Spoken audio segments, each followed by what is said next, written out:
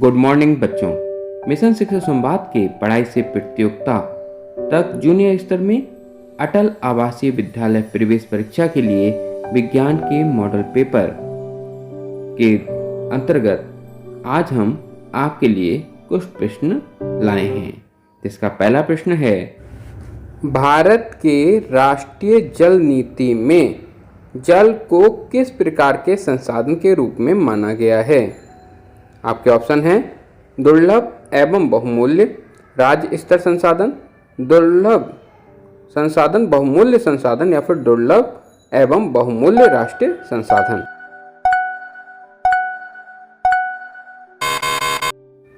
बच्चों, इसका सही आंसर है दुर्लभ एवं बहुमूल्य राष्ट्रीय संसाधन।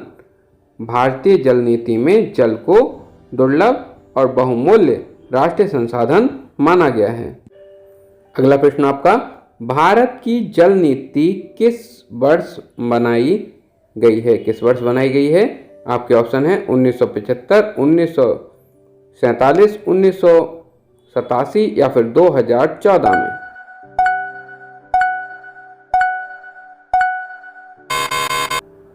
तो बच्चों, सही आंसर है इसका 1987 में भारतीय जल नीति बनाई गई। अगला प्रश्न आपका, जीवों में आकस्मिक व कभी कभी होने वाला परिवर्तन कहलाता है? जैव विकास, उत्परिवर्तन विकास या फिर आनुवांशिकता। इनमें से कौन सा ऑप्शन सही है?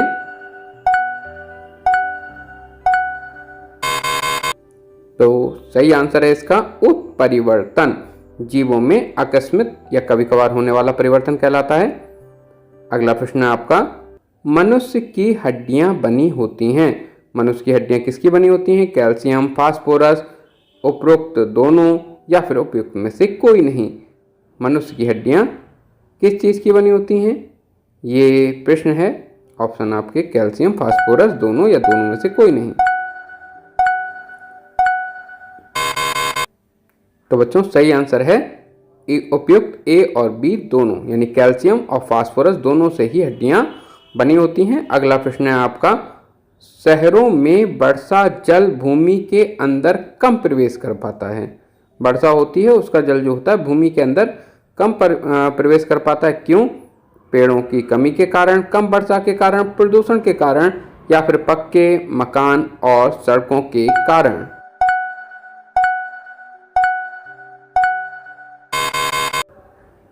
तो बच्चों, सही आंसर है इसका पक्के मकान और सड़क के कारण। जो भूमि का वर्षा वाला जल होता है वो भूमि के अंदर नहीं जा पाता है। अगला प्रश्न आपका, एक चालक में 5 एम्पियर की विद्युत धारा 2 सेकंड तक प्रवाहित करने पर कितना विद्युत आवेश उत्पन्न होता है? 5 एम्पियर 2 सेकंड।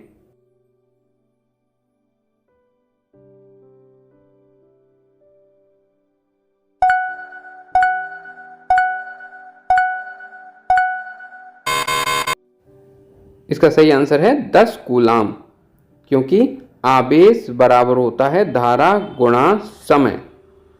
5 एम्पियर और 2 सेकंड की मल्टीप्लाई करेंगे तो 10 कूलाम आंसर आ जाता है। अगला प्रश्न है आपका, प्रकृति द्वारा भूजल प्राप्त होता है। प्रकृति द्वारा भूजल प्राप्त होता है अनिश्चित मात्रा में, अधिक मात्रा में, स्थिर मात्रा में या फिर कम मात्रा में। सही ऑप्शन आपको बताना है।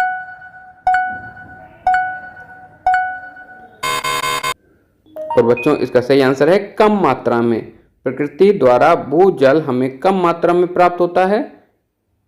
अगला प्रश्न है आपका, विद्युत धारा का चुंबकीय प्रभाव का उदाहरण है। विद्युत धारा के चुंबकीय प्रभाव का उदाहरण बिजली का पंखा, बल्ब, ट्यूबलाइट या फिर रूम हीटर। इनमें से विद्युत धारा का चुंबकीय प्रभाव का उदाहरण कौन सा है?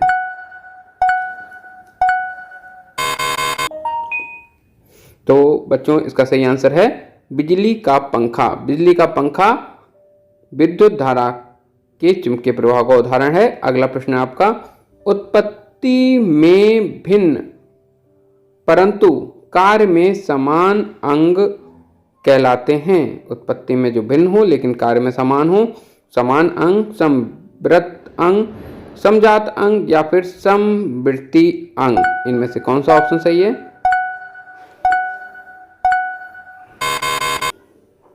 तो बच्चों समवर्ती अंग एक यानी उत्पत्ति में तो भिन्न होते हैं, लेकिन इनका कार्य जो होता है समान होता है, इसलिए इन्हें समवर्ती अंग कहते हैं। अगला प्रश्न आपका, जनसंख्या वृद्धि बढ़ने से भूजल स्तर में क्या परिवर्तन हुआ? जनसंख्या बढ़ने से क्या परिवर्तन हुआ है जल स्तर में? खारा हो गया है, बढ़ गया है, अपरिवर्तित है या फिर नीचे गिर गया है? खारा हो गया है, बढ़ गया है, अपरिवर्तित है या नीचे गिर गया है? तो बच्चों इसका सही आंसर है नीचे गिर गया है, क्योंकि जनसंख्या ज़्यादा होने से भू स्तर जो है नीचे गिर जाता है। अगला प्रश्न है आपका, मानव मूत्र का रंग पीला किसकी उपस्थिति में होता है? जो हम लोग टॉयलेट करते हैं उसका रंग पीला किसके कारण है? यूरिया, पानी, यूरिनाइड या फिर यूरोक्रोम के कारण? इनमें से कौन सा ऑप्शन सही है ये आपको बताना है।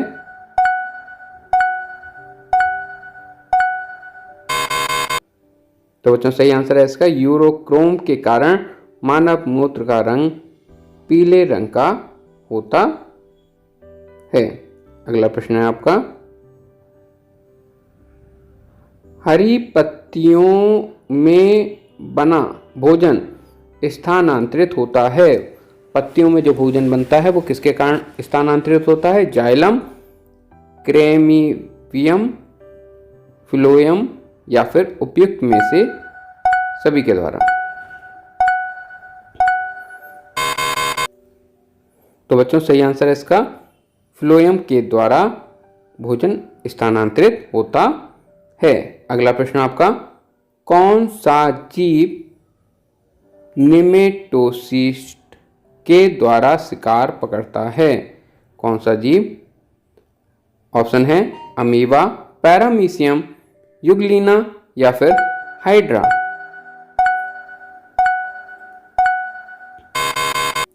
तो बच्चों सही आंसर है हाइड्रा।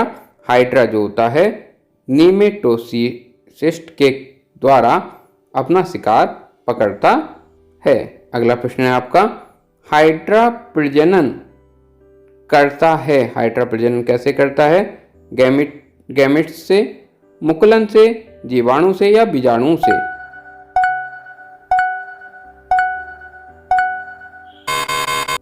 तो बच्चों हाइड्रा जो होता है मुकुलन विधि द्वारा प्रजनन करता है। अगला प्रश्न है आपका, मानव शरीर में वक का प्रयोग किस कार्य में होता है? पाचन, अवशोषण, उत्सर्जन या फिर स्वांगीकरण? तो बच्चों सही आंसर है इसका उत्सर्जन। मानव शरीर में जो वक होता है उसका काम होता है उत्सर्जन। उत्सर्जन मतलब अपने शरीर में जो हानिकारक पदार्थ उत्पन्न हो जाता है उसे बाहर निकालना शरीर से। अगला प्रश्न है आपका, जो प्राणी है, जो कैसा प्राणी है? एक लिंगी, द्विलिंगी, उभय लिंगी या फिर उपयुक्त में से कोई भी नहीं?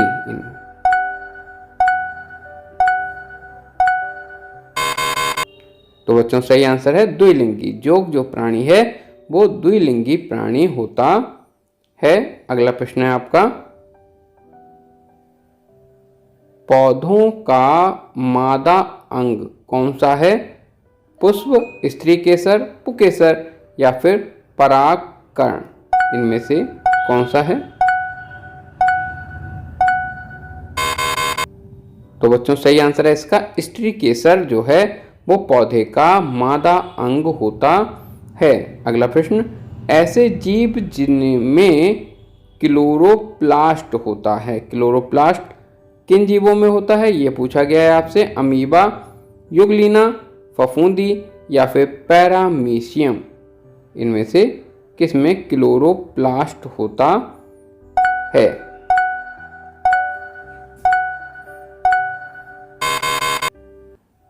तो बच्चों इसका सही आंसर है युगलीना, युगलीना में क्लोरोप्लास्ट होता है। अगला प्रश्न है आपका,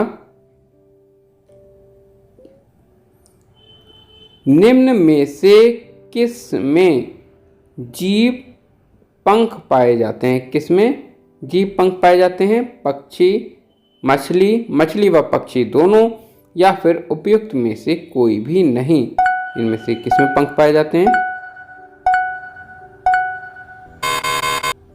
तो बच्चों सही आंसर है मछली व पंछी दोनों में ही जीव पंख पाए जाते हैं। अगला प्रश्न आपका, कंप्यूटर में माइक्रो प्रोसेसर का प्रयोग किस पीढ़ी से शुरुआत हुई? कंप्यूटर में माइक्रो प्रोसेसर का प्रयोग किस पीढ़ी से शुरुआत हुई? तीसरी, दूसरी, चौथी या फिर पांचवी?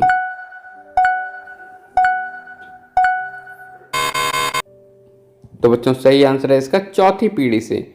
चौथी पीढ़ी से कंप्यूटर में माइक्रो प्रोसेसर लगने शुरू हुए, इससे पहले माइक्रो प्रोसेसर नहीं लगते थे।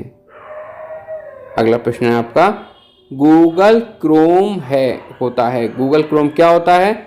सर्च इंजन, ब्राउजर, सॉफ्टवेयर या फिर उपयुक्त में से कोई भी नहीं।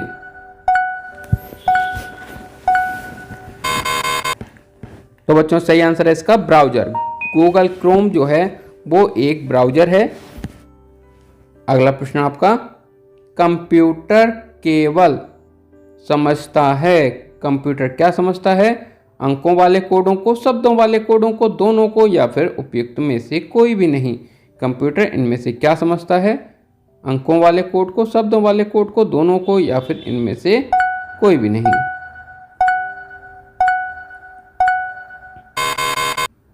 तो बच्चों सही आंसर है इसका अंकों वाले कोडों को। कंप्यूटर केवल अंकों वाले कोडों को ही समझता है। अगला प्रश्न आपका, PSLV है। PSLV क्या है? HIV है, पोलियो वायरस है, मुंह पका वायरस है, या फिर रॉकेट है? इनमें से क्या चीज है?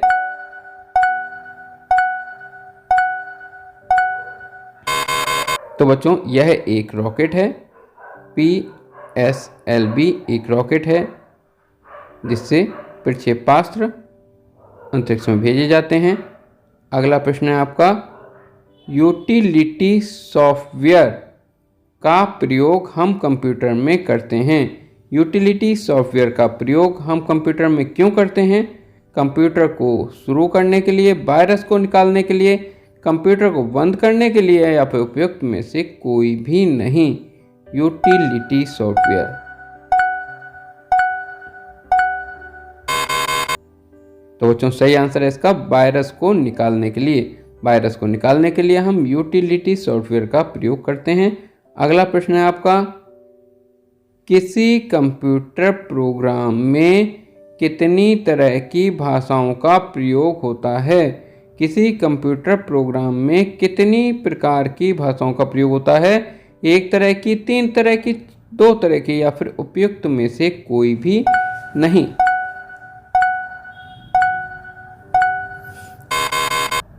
तो बच्चों सही आंसर है इसका दो तरह की।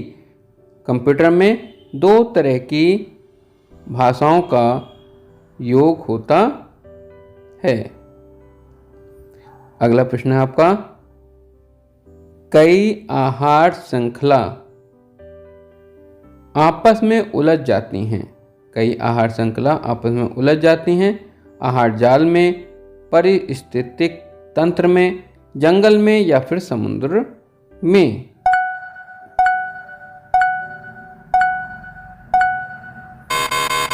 तो बच्चों सही आंसर है इसका आहार जाल में। आहार जाल में कई आहार श्रृंखलाएं आपस में उलझ जाती हैं। अगला प्रश्न आपका, किसी भी पारिस्थितिक तंत्र में सबसे आवश्यक है। सबसे आवश्यक क्या है? किसी भी पारिस्थितिकी तंत्र में हवा, जल, निरंतर ऊर्जा प्राप्त होना, या फिर वृक्ष? इनमें से क्या चीज बहुत ही आवश्यक है पारिस्थितिक तंत्र में।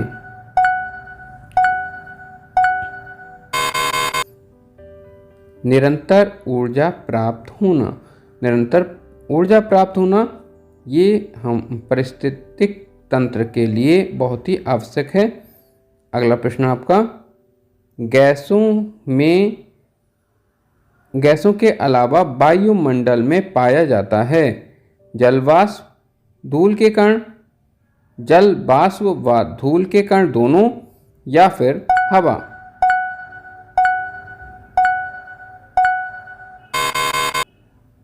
तो बच्चों, जल वाष्प व धूल के कण दोनों ही गैसों के अलावा वायुमंडल में पाए जाते हैं।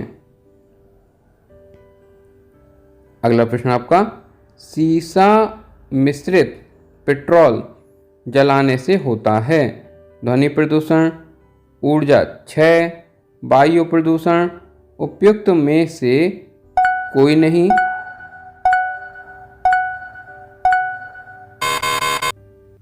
तो बच्चों सही आंसर है इसका वायु प्रदूषण।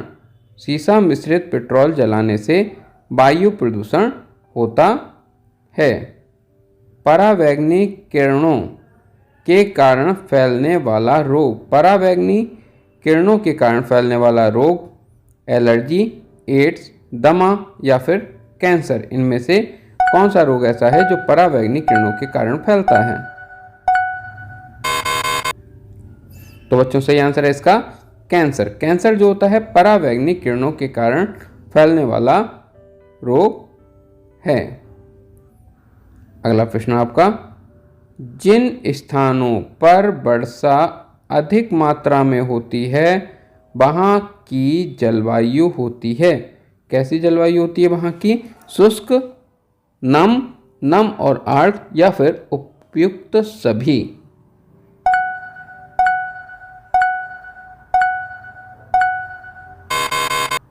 तो बच्चों सही आंसर है इसका नम और आर्द्र जलवायु होती है उन स्थानों पर जहां बारिश अधिक होती है। अगला प्रश्न आपका, कृषि उत्पादन बढ़ाने के लिए प्रयोग करना चाहिए, क्या चीज प्रयोग करनी चाहिए इनमें से? यूरिया, कंपोस्ट खाद, रसायन या फिर दवा, इनमें से क्या चीज कृषि उत्पाद बढ़ाने के लिए प्रयोग करनी चाहिए? सही आंसर है इसका कंपोस्ट खाद। कृषि उत्पादक बढ़ाने के लिए कंपोस्ट खाद का प्रयोग करना चाहिए। अगला प्रश्न आपका, डिटर्जेंट्स के प्रयोग से रोगों का खतरा बढ़ जाता है, किस रोग का खतरा बढ़ता है डिटर्जेंट के प्रयोग से? ऑप्शन है आपके श्वसन रोग, चर्म रोग, पेट के रोग, या फिर उपयुक्त में से कोई भी नहीं। डिटर्जेंट के प्रयोग से कौन से रोग का खतरा बढ़ता है ये आपसे पूछा जा रहा है, श्वसन, चर्म, पेट या कोई नहीं।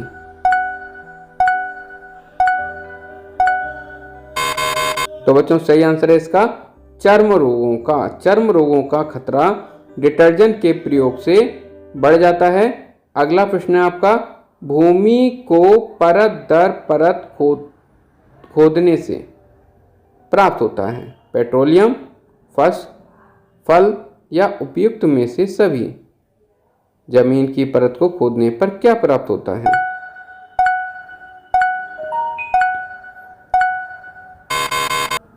तो बच्चों सही आंसर है इसका पेट्रोलियम। पेट्रोलियम जो होता है भूमि को जब परत दर परत खोदते जाते हैं तो पेट्रोलियम निकलता है। अगला प्रश्न आपका, चमड़ा बनाने में प्रयोग किया जाने वाला रसायन है। चमड़ा बनाने में प्रयोग किया जाने वाला रसायन आयरन, क्रोमियम, आर्सेनिक या फिर यूरिया।